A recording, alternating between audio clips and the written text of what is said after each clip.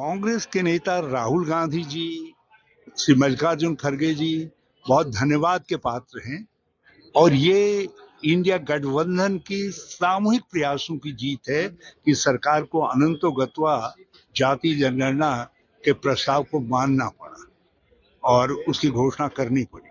और अब हमारा सामूहिक आग्रह है कि जल्दी से जल्दी जनगणना करवाई जाए। सरकार जनगणना कब प्रारंभ करेगी उसकी डेट घोषित करे। जो भाजपा और भाजपा के लोग कल तक ये कह रहे थे कि समाज को बांटने की और हिंदू लोगों को बांटने की ये साजिश है, अब मैं वो भाजपा वालों से कहना चाहता हूं कि भाजपा के भाइयों, आप बताइए क्या मोदी जी की सरकार भी हिंदुओं को बांट रही है क्योंकि उसने जाति जनगणना का फैसला कर लिया है। हाँ, हम इस कानून एक अच्छा निर्णय है, हम निर्णय का स्वागत करते हैं, लेकिन जल्दी लागू किया जाए ये हमारा आग्रह। ये बहुत चिंतनीय विषय है और अपराधी को दंडित किया जाना चाहिए।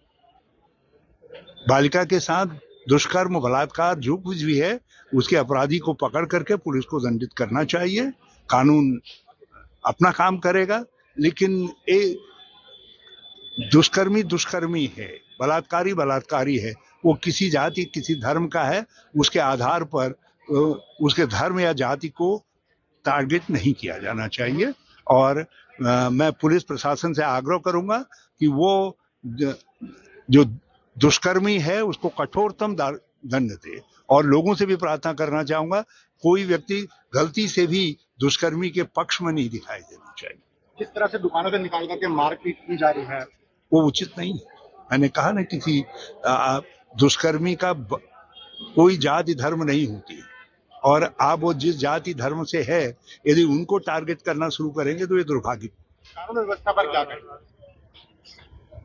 कानून व्यवस्था की स्थिति पूरे राज्य के अंदर चिंताजनक है। आपने पुलिस को पुलिस के काम के बजाय कुछ और कामों पर लगा दिया है। आज तो पूरा उत्तराखंड नशे में डूब रहा है। इस समय हमने एक बात, वैसे बहुत सारे सवाल हैं, सुरक्षा में चूक का सवाल है और भी बहुत सारे सवाल हैं, मगर मोदी जी सर्वदलीय बैठक में नहीं आए, वो भी एक सवाल है। मगर आज हमने फैसला किया है, कांग्रेस ने फैसला किया है, हम कोई सवाल नहीं करेंगे, सरकार से कहेंगे हम आपके साथ खड़े हैं, आप कार्रवाई करो, पाकिस्तान के खिलाफ कार्रवाई करो, आतंकवाद के घुटने तोड़ो।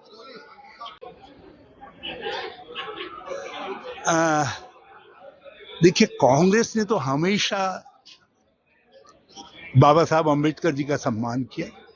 वो वैचारिक आधार पर कांग्रेस के साथ नहीं थे, लेकिन कांग्रेस ने हमेशा उनको सम्मान दिया और जो पहला देश का मंत्रिमंडल बना उसमें उनको कानून मंत्री के रूप में वो सुशोभित हुए। और संविधान सभा में एक से एक परम विद्वान लोग थे, संविधान और कानून के जानकार थे, लेकिन बाबा साहब भीमराव अंबेडकर जी को संविधान सभा का अध्यक्ष बनाया गया और उन्होंने उनकी अध्यक्षता में एक ऐसा दस्तावेज देश को मिला जिसको हम भारत का संविधान कहते हैं, जो हमेशा बाबा साहब भीमराव अंबेडकर को अमर रखेगा। अमरत्व प्रदान कर दिया भारत के संविधान ने, क्योंकि वो उनकी अध्यक्षता में निर्मित हुआ। तो कांग्रेस ने कोई सम्मान देने में कहीं कोई कमी रह गई हो तो मायावती जी हमको बता दें, यहाँ कमी रहे। लेकिन अभी सांसद का भी कहना है कि आज तक सपा कांग्रेस ने भी सम्मान किया ही नहीं। देखिए, मैं इन सब चीजों पर कोई टिप्पणी नहीं करना चाहूंगा। मैं कहना चाहूंगा किस तरीके से संविधान इवॉल्व हुआ, किस तरीके से विकसित हुआ, किस तरीके से संविधान बना, क्या प्रक्रिया रही और संविधान सभा कैसे गठित हुई, इस सब के इतिहास का अध्ययन करें। उसके बाद जो है, जो लोग उस समय पैदा ही नहीं हुए, जिन्होंने तो अब आंखें खोली, यदि कांग्रेस और गांधी नहीं होते तो आज अपने अधिकारों के लिए जिनको मिले पकाए मिला, यदि वो लोग भी सवाल करेंगे तो मैं उनकी बातों का जवाब नहीं देना चाहूंगा। उनसे इतना कहना चाहूंगा, जरा सा पुराना इतिहास, पीछे का इतिहास पढ़िए, उसका अध्ययन करिए। अगर आप ये वीडियो YouTube पर देख रहे हैं तो हमारे चैनल को सब्सक्राइब करें और बेल आइकन को दबाना ना भूलें। अगर आप Facebook पर ये वीडियो देख रहे हैं तो हमारे पेज को लाइक करें।